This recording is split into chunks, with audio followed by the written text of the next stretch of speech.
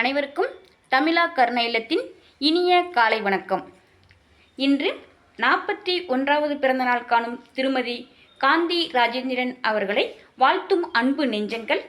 உயர் திரு ராஜேந்திரன், திரு பழனி, திருமதி ரம்யா, தம்பி சுவித்ரன், திருமதி அபிராமி லோகேஷ், அம்மா சகுந்தலா, எஸ் கார்த்திக் இவர்களுடன் இணைந்து நாமும் நமது தமிழா கருணை இல்லத்தின் சார்பாக நெடூழி வாழ வாழ்த்துக்களை தெரிவிப்போமா?